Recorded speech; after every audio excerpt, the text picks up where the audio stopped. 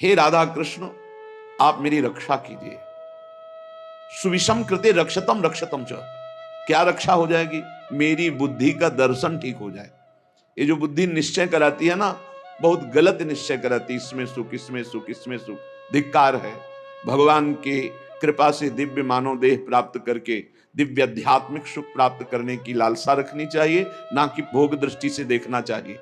हे प्रभु मेरी रक्षा करो, मेरी बुद्धि शुद्ध हो, नहीं तो दुर्गति पक्की है, पक्की दुर्गति है। फिर जब काम अपना अधिकार जमा लेता है हृदय में, तो क्रोध का तांडव शुरू हो जाता है, नाक में गुस्सा रहता है, छोटी छोटी बातों में वो अपने पूज्य जनों को भी कटु वचन, कठोर व्यवहार, हिंसा भी कर सकता है। जैसे बड़ा भ्राता पिता के तुल्य होता है, पिता माता ये भगवान के तुल्य होते हैं, पर क्रोधी पुरुष इन पर भी हाथ उठा देगा, इनको भी अपमानित कर देगा। हो सकता है क्रोध ज्यादा बढ़ जाए तो हिंसा भी कर सकता है। ये राक्षसी बुद्धि के लक्षण हैं, जो माताओं बहनों में काम भाव देखना और क्रोध करना। ये क्रोध बहुत बड़ा अनिष्टकारी, कभी किसी का क्रोध से मंगल नहीं हुआ, कभी किसी का मंगल नहीं हुआ। क्रोध को क्षमा के द्वारा नष्ट करना चाहिए, नाम जप से ऐसा धैर्य धारण करना चाहिए जो आपके प्रति अपमान की क्रिया, प्रतिकूल क्रिया, तिरस्कार क्रिया, अहित क्रिया करे, उसको भी क्षमा कर दो। क्षमी अद्वेष्टा सर्वभूतानां मैत्रा करुण एवच निर्ममो निरहंकारां सम दुखा सुखः क्षमी। क्षमी क्षमावान, क्षमावान बलवान होता है, क्रोधी बलवान नहीं होता, वो कमजोर होता है। क्षमावान बलवान होता है। क्षमा के द्वारा क्रोध का नाश करो। प्रिया प्रीतम के स्मरण से, उनके चरणारविंद के चिंतन से, उनकी लीला गायन से अपने बुद्धि को इतना परिपक्व करो कि अगर गृहस्थ हो तो अपनी पत्नी के सिवा सर्वत्र जननी भाव हो, पूज्य भाव हो। प्रिया जो की सब सखियां हैं या स्वयं जगत अम्बा इन रूपों में विराजमान हैं, ऐसा पवित्र भाव करो। जैसे हम अपने घर में जवान बहन, जवान बेटी, जवान परिकर के साथ रहते हुए कभी दोष बुद्धि नहीं होती, कभी ये भाव ही नहीं आता ये स्त्री है, मेरी बहन, मेरी बेटी। ऐसे ही चराचर जगत का भाव बन जाए तो हमारी बुद्धि शुद्ध हो जाए। असूया, क्रोधासूया, असूया दूसरों के गुणों में दोष देखना, किसी भी व्यक्ति का छिद्रावेषण करना, इसमें क्या दोष है ये देखने का अधिकार केवल गुरु को है या पूज्य जनों को है, वो भी अपने निज शरणागतों के, अन्य के नहीं। और वो भी उसे निर्दोष करने के लिए, निंदा या अपमानित अवहेलना करने के लिए नहीं। दूसरों के गुणों में दोष देखना ये सबसे बड़ी हानिकारक वृत्तियां हैं। ये जो वर्णन की जा रही है, माता बहनों में काम भाव और क्रोध भाव और दूसरों के गुणों में दोष देखना और मद, किसी भी प्राकृतिक वस्तु को लेकर के जो अहम वृत्ति प्रकट होती है उसे मद कहते हैं। ये मद नष्ट करने वाला होता है। जब मद होता है तो उससे कुछ सुहाई नहीं देता है, क्या करना चाहिए क्या नहीं करना चाहिए ऐसा अहंकारी पुरुष निर्णय नहीं कर सकता, वो तो पवित्र बुद्धि वाला निर्णय करता है। इसलिए अहंकार सर्वथा त्याज्य है, क्योंकि ये समस्त संस्कृति का मूल और दुख ही इससे प्राप्त होता है। जैसे क्रोध से हानि ही होती है, दूसरों के दोष देखने से अपने पुण्य ही नष्ट होते हैं, ऐसे अहंकार करने से नाश ही होता है, पतन ही होता है। और पिशुनता, दूसरे की चुगली करना, ये भगवत मार्ग में बहुत हानिकारक बात है। ये सुना ऐसा ऐसा ऐसा, और बड़े खुशी हो रहे हैं दूसरे की न्यूनता का वर्णन करके, दोषों का वर्णन करके, चुगली वर्णन करना। पिशुनता, दूसरे की बात किसी दूसरे से करना। और दंभ, जो तुम्हारे जीवन में है नहीं उसे दिखावा मत करो, जो हृदय में है, जो वाणी में है, वही आचरण में होना चाहिए। अगर तीनों का मिलान नहीं होता तो उसे दंभ कहते हैं। वाणी से कुछ और, हृदय में कुछ और, आचरण में कुछ और, उसे दंभी पुरुष कहते हैं। जिसका वचन एक, मन एक, आचरण एक, उसे संत कहते हैं, उसे भगवत भाव वाला महाभागवत कहते हैं। लोभा अनृताद्य, लोभ, धन का लोभ, नाना प्रकार के विषयों का लोभ, ये अगर मिटाना है तो नाम जप करना होगा। नाम जपने का जितना लोभ बढ़ाओगे तो ये और सब लोभ हट जाएंगे। लोभ पास जेहि गल न बंधाया, सो नर तुम समान रघुराया। और अनृत ही, झूठ बोलना, झूठ बोलना बहुत सहज होता जा रहा है, इसीलिए भजन में बड़ी हानि, बड़ा निषिद्ध है झूठ बोलना। शास्त्र में बहुत इसे रोका गया है। आज तो झूठे ही लेना, झूठे ही देना, झूठे ही भोजन, झूठ चवेना, हर बात में झूठ बोल रहे हैं लोग। झूठ को पाप ही नहीं समझ रहे, वाणी को शासन में नहीं ले रहे कि मुझे सत्य बोलना है, बस झूठ पे झूठ, जितना नाटक बोला जा सके, यहां तक कि अपने गुरुजनों से भी झूठ। अब इससे ज्यादा क्या होगा? संसार में एक जगह ऐसी है जहां झूठ वैसे तो कहीं नहीं बोलना चाहिए, पर किसी भी कारण से गुरुदेव से तो बोलना ही नहीं चाहिए। अगर गुरुदेव से झूठ बोला तो गुरु से कपट, मित्र से चोरी, या हो निर्धन या हो कोढ़ी। इस जन्म में नहीं तो अगले जन्म में तुम्हें कुष्ठ रोग होगा, गलित कुष्ठ होगा। गुरुदेव से अनृत बोलना, कपट करना, छल छुपाव करना, चलो इस जन्म में नहीं तो कल्याण तो नहीं होगा, मोक्ष को तो प्राप्त होगे ही नहीं, अगला जन्म जरूर कुष्ठी बनोगे, या फिर ऐसी दरिद्रता को प्राप्त होगे कि जो जीवन भर महान कष्ट देता रहे। अनृत बोलना, झूठ बोलना क्यों बोलना? अगर हम गलत हैं तो फिर हमें दंड मिलना चाहिए, हमारा सुधार हो जाएगा, पवित्र हो जाएंगे। गलत नहीं है तो तुम जो सोचा करो, हम सत्य बोलेंगे। व्यापार आदि के लिए भी झूठ बोलने की कोई आवश्यकता नहीं, सब कोई जानता है मुनाफा के लिए व्यापार होता है। आप अपना नियत जो मूल्य है उसमें मुनाफा जोड़ करके आप बेचिए, झूठ मत बोलिए। झूठ बोलने से कोई व्यापार थोड़ी बढ़ जाएगा। अगर आप झूठ बोल करके पैसा कमा रहे तो परिवार में अशांति, क्लेश, दुख, नाना प्रकार की रोग विपत्तियां घेर लेंगी। सत्य मार्ग पर चलो। श्रीपाद कह रहे हैं यदि इस जन्म में तुझे मंगल गति प्राप्त करनी है तो अपनी बुद्धि की राक्षसी प्रवृत्ति को रोको, माता बहनों के प्रति काम भाव मत करो, किसी से क्रोध से वर्ताव मत करो, दूसरों के गुणों में दोष दर्शन मत करो, अहंकार मत करो, किसी की चुगली मत करो, जो तुम्हारे जीवन में नहीं वो नाटक मत करो, दंभ मत करो, दिखावा मत करो, लोभ मत करो, झूठ मत बोलो। क्या होगा इससे आपके अंदर भगवत भाव जागृत होगा। ये नरक पहुंचाने वाले हैं जितने लक्षण हैं, अभी समझ में नहीं आ रहा है, आ जाएगा समझ में। जिस समय दंड विधान लागू होता है तब लगता है कि कभी कोई जिंदगी में पाप ना करे। जब शरीर पीड़ा से युक्त, मन खिन्न, नाना प्रकार की विपत्तियां घेर लेती हैं, बड़ी अव्यवस्थाएं, तब उस जीव को लगता है मृत्यु हो जाए तो अच्छा। तो क्या होगा? मृत्यु हो जाने पर तुम कोई सुविधा में पहुंच जाओगे क्या? भारी दुख। मृत्यु के बाद कोई सुख? अरे सुख तो इस मनुष्य शरीर में है। इस मनुष्य शरीर से परमात्मानंद प्राप्त कर सकते हो, अखंडानंद प्राप्त कर सकते हो, भगवत प्रेमानंद प्राप्त कर सकते हो। भूल गए विषयानंद में, और जब विपत्ति आई तब मृत्यु को मनाने लगे। एक एक चेष्टा का बड़ा बड़ा कष्ट है। तो जिसने कभी दूसरों को भूखों को भोजन पवाया है, प्यासे को जल पिलाया है, किसी की भारी दुख में सम्मिलित होकर दुख निवृत्ति की है और भगवान नाम जब, तो ऐसी स्थिति को वो सह पाता है। उस समय भी गंभीर मुद्रा में वो भगवान का स्मरण उस दुख से विक्षिप्त होकर नहीं छोड़ता। वो पवित्र अंतःकरण वाला उस भारी कष्ट अवस्था में भी भगवान नाम स्मरण। ध्यान देना, अगर दूसरे को कष्ट दिया है, कभी किसी का हित नहीं किया, कभी प्यासे को पानी नहीं पिलाया, कभी भूखे को अन्न नहीं पवाया, तो अंतिम समय तुम्हारा बाधित हो जाएगा। जो शत मार्ग है वो बाधित हो जाएगा। ये सिद्ध महापुरुष बोल रहे हैं। जो पुरुष कभी झूठ नहीं बोला, जो कभी किसी से झगड़ा नहीं करवाया, किसी किन्हीं का स्वभाव होता है दो मित्रों के बीच में झगड़ा करा देना, पति पत्नी के बीच में झगड़ा करा देना, ऐसा। जो आस्तिक स्वभाव वाला और श्रद्धालु है, उस समय भारी दुख की अवस्था में सुख का उदय होता है उसके हृदय में। ध्यान दीजिए, कहा है कई बार सत्संग में कि जो भगवत मार्ग का पथिक है उसकी जब मृत्यु होती है तो जन्मत मृत दुषा दुख हो, ये नहीं होता। जैसे विशाल हाथी के गले से फूलों की माला टूट जाए, उसे पता भी न चले। तो कह रहे हैं उस समय उसके हृदय में एक अद्भुत सुख प्रकट होता है और वो सुख पूर्वक शरीर छोड़ता है, सुख पूर्वक मृत्यु को प्राप्त होता है। सुख पूर्वक मरना, आनंद पूर्वक। जैसे स्वप्न में इस शरीर का भान नहीं रहा, नहीं रहता, सैया में पड़ा है, ऐसे स्वप्नवत शरीर छूटा और वो जो देवता की, जिस इष्ट की आराधना की, वो वहीं प्राप्त हो जाता है जाकर। पर यह साधारण नहीं है सुखपूर्वक मृत्यु होना। जो सदैव अपने गुरु की आराधना में संलग्न रहा है, कभी किसी वैष्णव की निंदा नहीं की है, सात्विक भोजन पाया है। हम आपको सच्ची कहते हैं, जो शास्त्रों में मना किया गया है उसके अनुभव के चक्कर में मत पड़ना। ऋषियों ने अनुभव करके बताया, मत खाना। भजन में अगर चलना है तो प्याज, लहसुन, मसूर की दाल, जो जो भी मना किया गया मान लो। ब्रह्म ऋषियों ने जो जो निषेध किया है वो नहीं पाना चाहिए। यहां कहने जो गुरु की सेवा में संलग्न है, जो किसी की निंदा नहीं की और जो सात्विक आहार करता है, सतोगुणी आहार करता है, और जो लज्जाशील है और भगवान की शरण में है, मृत्यु के समय उसे कष्ट नहीं होता, उसे कष्ट नहीं होता।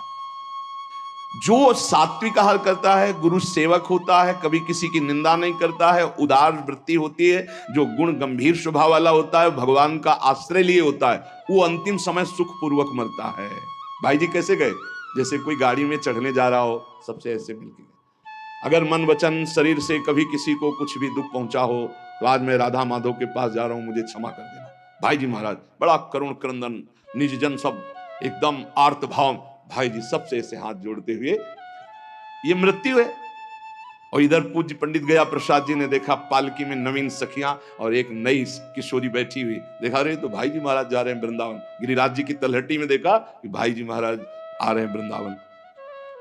तो हे पिताश्री, जो मनुष्य कामना से युक्त होकर के, क्रोध से युक्त होकर, द्वेष से युक्त होकर अपने धर्म का त्याग कर देता है, शास्त्र की गुरु की आज्ञा का पालन नहीं करता है, वो मृत्यु के समय भयानक दुख को प्राप्त होता है। उस समय सब चतुराई विस्मृत हो जाती है। अब उस समय क्या आएगा चिंतन में, वही बनना पड़ेगा जो आ जाएगा। जिन्होंने मृत्यु काल उपस्थित होने पर भगवद आश्रय लिया है, उनको जलन नहीं होती। जिन्होंने जीवन में किसी की भी मृत्यु का अवसर समय, तभी कहते हैं ये लाभ एक बार जरूर सब ले। आसपास कोई पशु पक्षी मनुष्य मरणासन में हो, उसके पास जाके नाम सुना दो, चरणामृत पिला दो, वृंदावन की रज लगा दो। अपने लोगों के पास ये होना चाहिए। एक बार हमने कहा था कि एक छोटी सी बैग सबके पास कपड़े की होनी चाहिए, जिसमें चरणामृत, रज, जपमाला, चतुराशी जी, सेवकवाणी, सुधानिधि, ये हमारी सामग्री हमारे पास है। कभी भी प्राण निकले तो है। अगर कभी किसी दूसरे को ऐसा अवसर कि प्राण निकल, तो आप थोड़ी रज लगा दिया मस्तक में, चाहे पशु ही क्यों न हो, उसके मुख में एक कण रज का डाल दिया, चरणामृत डाल दिया, नाम सुना दिया, राधा राधा राधा राधा। अब ये वो बीज बो गया जो आपके अंतिम समय काम आएगा। जब आपका अंतिम समय होगा तो भगवान किसी को भेजेंगे या स्वयं आएंगे और आपके मंगल का संविधान रच देंगे। जीवन में एक बार तो कर लो। आसपास कहीं पड़ोस में कहीं कोई ऐसा दिखाई दे अवसर, आजकल तो लोग इतने बेपरवाह हैं कि सामने कोई तड़प रहा है, एक्सीडेंट हो गया है, तो वीडियो जरूर बना लेंगे, खिड़की खोल के गाड़ी बढ़ा के निकल, कौन झंझट में फंसे। तो तुम जब फंसोगे तो तुम भी ऐसे तड़पोगे। ऐसा नहीं, प्राप्त सेवा का तिरस्कार करने वाले को दंड मिलता है। प्राप्त सेवा तुमने देखा, इसको जरूरत है मेरी इस समय, भूल जाओ सारे कार्यों को और अपने स्वार्थ को कि तुम्हारे साथ व्यवहार क्या होगा। उसको तत्काल गोद में उठाओ, गाड़ी में बैठो, अस्पताल ले जाओ, जो होगा बाद में देखा जाएगा। पहले प्राप्त सेवा का पालन करो। प्राप्त सेवा का त्याग नहीं करना चाहिए। जब ये नीच मनुष्य दूसरों को कष्ट देना, झूठी गवाही देकर के फंसा देना, पैसे के बल से, ध्यान से सुना जाए, पैसे के बल से निर्दोष को दंड दिलाना या निर्दोष को दंड देना। एक वकील साहब कह रहे थे अपने यहां जो है कि हमको तो वकालत पढ़ाई ही इसीलिए गई कि जो हमारे पास आवे हम उसको जितावें। भाई ठीक है, संसारिक व्यवहार में आपको ऐसी शिक्षा दी गई होगी, लेकिन हमारा अध्यात्म ऐसी शिक्षा नहीं देता। अध्यात्म शिक्षा देता है कि तुम अपनी वकालत का प्रयोग दूसरों की रक्षा करने के लिए करो, और जो जुर्म करने वाले लोग हैं उनको दंड देना मानो उनको पवित्र करना है। अगर आप जानते हैं ये जुर्म से युक्त है, दोष से युक्त है, और पैसे के बल से उसको निर्दोष साबित कर देते हैं, तो वो और आप दोनों दंड के भागी बनेंगे, परिणाम में आपको दुख भोगना पड़ेगा। अगर उसे दंड मिल जाता है तो वो पवित्र हो जाता है, आप बच जाते हैं। आपकी वकालत होनी चाहिए दूसरों को बचाने के लिए, जो निर्दोष हैं, और जो दोषी हैं उनको दंड देना, ये वकालत का आपका फल होगा। क्योंकि आप अच्छे वकालत करने वाले हैं तो निर्दोष को बचाइए, और दोषी को सजा मिले तो दोषी भी पवित्र होगा और आप भी पवित्र हो जाएंगे। जो लोग झूठी गवाही देते हैं, जो पैसे के बल से दूसरों को, जो निर्दोष हैं उनको दंड दिलाते हैं, दोषियों को मुक्त कर देते हैं, चाहे कोई भी हो, जो बुरी बातों का उपदेश देकर भोले भाले लोगों को फंसाते हैं, जो शास्त्र और संतों की निंदा करते हैं, उनका जब मृत्यु का समय आता है तो भयानक दुख होता है, और उस दुख के समय उनकी दुर्गति का रूप सामने होता है। सुअर, कुत्ता, राक्षस क्या बनना है, वही सामने आया और वही उनकी योनि प्राप्त होगी। फिर वो तड़पते हुए मृत्यु को प्राप्त होते हैं। श्री जैमिनी जी ने एक दिव्य पक्षी उनके सामने प्रकट हुआ। ब्रह्म ऋषि किसी भी रूप में अपने जनों को उपदेश देने के लिए प्रकट हो सकते हैं। चैतन्य तेजोमय पक्षी। तो जैमिनी जी ने पूछा कि आपके दर्शन से ही लगता है कि आप त्रिकालज्ञ हैं।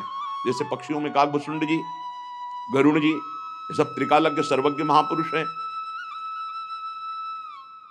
तो आप हमें ये बता सकते हैं कि जीव ये दुर्गति को प्राप्त क्यों होता है? चैतन्य घन परमात्मा का अंश अपने को आनंद की खोज के लिए भोगों में फंसा रहा है, ऐसा क्यों होता है? उस दिव्य पक्षी ने कहा, महर्षि, मैं आपके मन के संशय को देखकर ही पक्षी रूप धारण करके आया हूं। पूर्व काल में एक परम बुद्धिमान भृगुवंशी ब्रह्म ऋषि थे। उनके सुमति नाम का एक बहुत ही तेजस्वी पुत्र हुआ। जब वो बड़ा होने लगा तो वो शांत और जड़वत पागल, कुछ नहीं बोलना, एक शब्द नहीं बोलना। जब उपनयन संस्कार यज्ञोपवीत हुआ, ब्रह्म ऋषियों में होता है, तो पिता ने कहा, सुमते, आज तक मैंने तुमसे कुछ नहीं कहा, लेकिन अब तुमको गायत्री अध्ययन, मंत्र अनुष्ठान, वेदाध्ययन ये सब करना होगा। भिक्षान्न से शरीर पोषण करो, गुरुकुल में वास करो, वेदों का अध्ययन करो, गायत्री अनुष्ठान करो, पूर्ण ब्रह्मचर्य, ब्रह्म तेज संपन्न हो, फिर गृहस्थाश्रम में प्रवेश करो और उत्तम धर्म का अनुष्ठान करके भगवत प्राप्ति करो। मनुष्य जीवन का यही लक्ष्य है। प्रथम चरण जिंदगी का जिसका ब्रह्मचर्य से जाता है, पूरा जीवन आनंदमय होता है। आज ऐसी दुर्दशा हो रही है कुसंग से, कुछ मोबाइल का कुसंग, कुछ बच्चों का ऐसा कुसंग कि क्रम बाय क्रम ये रोग फैलता चला जा रहा है। ब्रह्मचर्यहीनता, ब्रह्मचर्य का त्याग, सर्वतोभावेन ब्रह्मचर्य का नाश ही आज के बच्चे सुख मान रहे हैं। जब प्रथम नींव ही गलत हो गई तो महल कैसे खड़ा होगा? फिर जिंदगी अशांत। नए नए बच्चे आते हैं डिप्रेशन में और कहते हैं कि मैं अपने शरीर को नष्ट करना चाहता हूं, अब मेरी जीने की इच्छा नहीं रह गई क्योंकि मेरे में उत्साह नष्ट हो गया। हर समय हम डिप्रेशन में रहते हैं। पहला आश्रम ब्रह्मचर्य आश्रम है सबका पहला आश्रम ब्रह्मचर्य। फिर जो गृहस्थ, वानप्रस्थ, सन्यास या ब्रह्मचर्य सीधे सन्यास। बेटा तुम इन नियमों का पालन करो तो तुम्हें ब्रह्म की प्राप्ति होगी। कौन सा शोक है जो तुमको बोलने नहीं देता? मैं तेज से बता रहा हूं कि तुम साधारण जीव नहीं हो जो हमारे पुत्र बने हो, तुम्हारे ब्रह्म तेज से, पर तुम पागल जैसे रहते हो, एक भी शब्द नहीं बोलते हो। जैसे जड़ भरत जी हार गए, पिता पधार गए, लेकिन कभी गायत्री कभी उच्चारण नहीं किया। संपूर्ण ब्रह्म ज्ञान उनको प्राप्त। जब अनेक बार कहा तो सुमति जी कुछ नहीं बोले। पिता ने स्नेहवश फिर कहा, बेटा तुम छल मत करो, मुझे पता है तुम बोल सकते हो और तुम ज्ञानी महात्मा हो, मुझे पता है तुम्हारा तेज ऐसा है, तुम पागल नहीं हो। जब बार बार कहा तब सुमति ने हंस दिया और उसका, पिताजी ये जो आप उपदेश कर रहे हैं ये बहुत बार, बहुत जन्मों में कर चुका हूं। मैं उस तत्व को प्राप्त हो चुका हूं जिसके जानने के बाद कुछ जानना बाकी नहीं रहता। इसीलिए मैं जड़वत पागल आचरण करता हूं कि आप हमको ये ना समझ पाए कि मैं आपका पुत्र बहुत विद्वान या बहुत ज्ञानी हूं। जो आप उपदेश कर रहे हैं बहुत जन्म अनुष्ठान कर चुका हूं। मैं त्रिकालज्ञ हूं, मुझे तीनों कालों का ज्ञान है, भूत भविष्य वर्तमान। त्रिकालज्ञ तब होता है जब भगवत स्वरूप में तदात्म हो जाता है। तो भगवान सर्वज्ञ हैं तो वही सर्वज्ञता अंश रूप में उतरती है तो वो भी सर्वज्ञ हो जाता है। मैंने बहुत से शास्त्रों का ज्ञान प्राप्त किया, वो अक्षरशः मुझे सब भगवत कृपा से स्मृति में व्याप्त है। हर कला में मैं प्रवीण हूं, शिल्प कला आदि सब कलाओं में प्रवीण हूं। मुझे पागल रहने का स्वभाव है कि कोई जान ना पावे। इस समय मैं आपके और अपने 10,000 जन्म तक को देख रहा हूं। स्वाभाविक खेद, क्षय, क्षोभ ये हमें स्पर्श भी नहीं कर सकते। संतोष, आनंद, वृद्धि ये सदैव हमारे हृदय में होती रहती है। शत्रु मित्र इनका मुझे भान भी नहीं, सब में एक ब्रह्म व्याप्त है, ये अनुभव है। पिताजी आप पत्नी और पुत्र के संयोग वाले हैं। आप मुझे पुत्र भाव से देख रहे हैं। अनेक बार तुम हमारे बेटा बन चुके हो। मैं 10,000 जन्म तक तो ऐसे ही देख रहा हूं, स्वाभाविक। अगर ध्यान करके देखो तो लाखों जन्मों को देख सकता हूं। कई बार तुम हमारे पुत्र बन चुके हो, कई बार पत्नी बन चुके हो। वो तो बहुत आश्चर्य में हो रहे कि अभी तक तो बोला नहीं, बोला तो इस कोटि का बोला। तभी भगवत ऋषि जी कहते हैं हर समय मौन रहे, बोले ना बोले तो हृदय की ग्रंथि खोले, जड़ चैतन्य का भेद मिटा दे, वो महाभागवत होता है। पिताजी, मैंने हजारों बार महान से महान सुख और महान से महान दुख भोगे हैं जो मेरी स्मृति में है। लाखों माताओं के गर्भ में विष्ठा और मूत्र के बीच में मैं पला हूं, मुझे याद है। अपने लोगों को इसी जन्म का याद नहीं है। इसी जन्म में जो मां के गर्भ में थे याद नहीं, कोई घटना, कोई दुख, एक पाई भर भी स्मृति नहीं। इतने ज्ञानी हैं। सोचो, ये महाराज सुमति जी कह रहे हैं कि मुझे 10,000 वर्ष का तो ऐसे ही दिखाई दे रहा है, अगर ध्यान धरूं तो लाखों जन्म का बता सकता हूं। मैंने लाखों बार माताओं के गर्भ में विष्ठा और मूत्र के बीच में पला हूं, मलाशय और मूत्राशय के बीच में। मैंने लाखों प्रकार के रोगों को भोगा है, हर योनियों में मुझे ज्ञान है। गर्भावस्था में जो दुख होता है बड़ा अपार दुख होता है। मैंने बचपन, जवानी, बुढ़ापा सबको देखा है। मैं हर योनियों में गया हूं, मुझे हर योनि का पशु, मृग, कीट, पक्षी, मनुष्य, स्त्री, देवता सब बना हूं। मैंने हर सुख को देखा है, स्वामी का सुख, भृत्य का, दास का, इंद्र का, दरिद्रता का। मैं कई बार स्त्री भी बनाऊं, कई बार पुरुष भी बनाऊं, मैंने सब सुख देखा है। आप जो पूछ रहे कि तुम जड़वत क्यों रहते हो, मौन क्यों रहते हो, मैंने सब देखा है। पिताजी, राग, हर्ष, भय, उद्वेग, क्रोध, अमर्ष, वृद्धावस्था, मृत्यु, सबके दुख का मुझे ज्ञान है। जब इस तरह प्रसन्नता से हृदय भर गया पिता का कि मेरा जो अनुमान था कि तुम कोई बहुत बड़े महात्मा हो, तेजस्वी, तुम पागल का केवल स्वांग कर रहे हो, ये सत्य हुआ। मैं धन्य हुआ जो तुम्हारे जैसा पुत्र प्राप्त किया। उन्होंने विस्मय से गदगद वाणी में कहा, बेटा ये ज्ञान तुमको कहां से प्राप्त हुआ? मैं भी तो साधना करता हूं, मैं भी ब्रह्म ऋषि हूं। तुम जड़ता का स्वांग कर रहे थे, इतने बड़े ज्ञानी महात्मा हो कि तुम्हें 10,000 वर्ष जन्म की बात याद है, फिर तुम जड़ता का भाव धारण करके मेरे यहां जन्म क्यों लिया? जब इतने सिद्ध हो तो तुम्हें मुक्त हो जाना चाहिए। क्या किसी मुनि का शाप है या देवता का शाप है जो तुम हमारे यहां पुत्र हुए? ये ज्ञान तुम्हारा दिव्य है, तुम्हें मुक्त हो जाना चाहिए, तुम जन्म क्यों लिए? मैं ये रहस्य जानना चाहता हूं, बड़ा कौतूहल है मुझे।